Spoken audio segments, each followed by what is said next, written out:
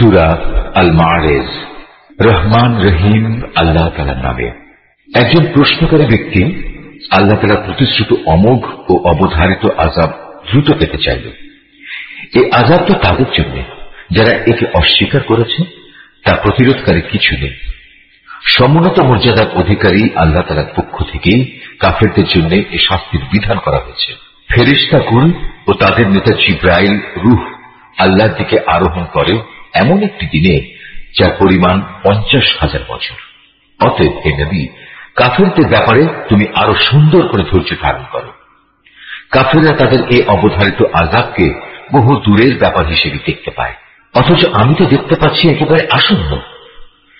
যেদিন আসমান গলিত তামার মতো হয়ে যাবে আর পাহাড়গুলো হবে রং বেরঙের ধোঁয়া পশমের মতো, সেদিন এক বন্ধু আর এক বন্ধুর খবর নেবে না, অথচ তারা একজন আরেকজনকে সুস্পষ্টভাবে দেখতে পাবে। সেদিন অপরাধী ব্যক্তি আযাব থেকে নিজেকে বাঁচাতে মুক্তিপণ হিসেবে তার পুত্র সন্তানদের দিতে পারলেও তা দিতে চাইবে নিজের স্ত্রী এবং নিজের ভাইকেও, এবং নিজের পরিবারভুক্ত এমন আপনজনদেরও যারা তাকে জীবনভর আশ্রয় দিয়েছিল। সম্ভব হলে ভূমণ্ডলের সব কিছুই সে দিতে চাইবে, তারপরেও জাহান্নাম থেকে বাঁচতে চাইবে না। কোনো কিছুর বিনিময়ে তা থেকে বাঁচা যাবে না। সে জাহান্নাম হচ্ছে একটি প্রজ্বলিত আগুনের লেলিহান শিখা, যার চামড়া ও তার অভ্যন্তরীণ মাংসগুলো খসিয়ে দেবে। সেদিন সে আগুন এমন সব লোকদের নিজের দিকে ডাকবে যারা দুনিয়ার জীবনে অনীহা দেখিয়ে তা থেকে ফিরে গিয়েছিল এবং পৃষ্ঠ প্রদর্শন করেছিল, যারা দুনিয়ার জীবনে বিপুল ধনরাশি জমা করে তা একান্তভাবে আগলে রেখেছিল। আসলে মানুষকে সৃষ্টি করা হয়েছে খুব সংকীর্ণ মনের এক ভীরু জীব হিসেবে।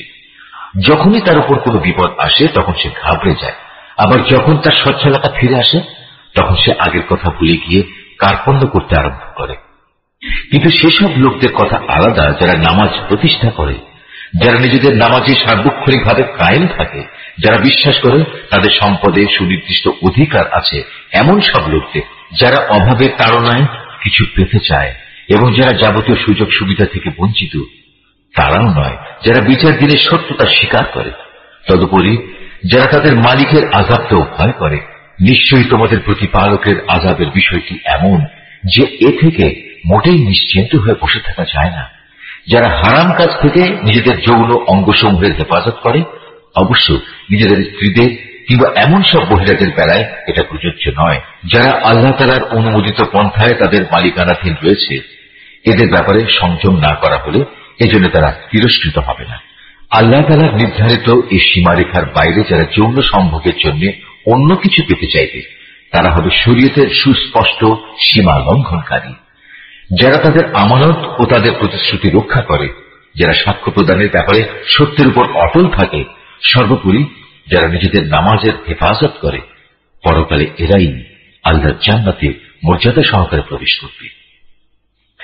এ কাফিরদের আজ কি হলো? এরা কেন এসব বিষয়ে মিথ্যা সাব্যস্ত করতে এভাবে ঊর্ধ্বশ্বাসে তোমার সামনে ছুটে আসছে এরা ডান দিক থেকে বাম দিক থেকে দলে দলে। তাদের প্রত্যেক ব্যক্তি কি এ মিথ্যা আশা পোষণ করে যে তাকে আল্লাহর নিয়ামত ভরা জান্নাতে দাখিল করা হবে? না, তা কখনো সম্ভব নয়। আমি তাদের এমন এক জিনিস দিয়ে বানিয়েছি যা তারা ভালো করে জানে, তা হচ্ছে সৃষ্টির অপরিহার্য পরিণতি মৃত্যু, এবং মৃত্যুর অপরিহার্য পরিণাম হিসাবে সম্মুখীন হওয়া। আমি উদয়াচল ও অস্তাচল সমূহের মালিকের শপথ করছি, অবশ্যই আমি বিদ্রোহীদের ধ্বংস সাধনে সক্ষম। আমি সক্ষম এদের চাইতে উৎকৃষ্ট কাউকে দিয়ে এদের বদলে দিতে। আমার অগ্রযাত্রা কেউ রোধ করতে পারে না। হে নবী, তুমি বরং এদের ছেড়ে দাও, এরা কিছুদিন খেলতামাশায় নিমগ্ন থাক, ঠিক সেদিনটি সম্মুখীন হওয়া পর্যন্ত যেদিনের ব্যাপারে বারবার তাদের ওয়াদা দেওয়া হচ্ছে। সেদিন যখন এরা নিজ নিজ কবর থেকে বের হয়ে আসবে, তখন এমন দ্রুত গতিতে এরা দৌড়াতে থাকবে, দেখে মনে হবে তারা সবাই বুঝি কোন শিকারের লক্ষ্য বস্তুর দিকে ছুটে চলেছে। তাদের দৃষ্টি থাকবে অবনমিত, অপমান ও লাঞ্ছনায় তাদের সব কিছু থাকবে আচ্ছন্ন। তখন তাদের বলা হবে, এ হচ্ছে সেই মহা দিবস তোমাদের কাছে যেদিনের ওয়াদা করা হয়েছিল।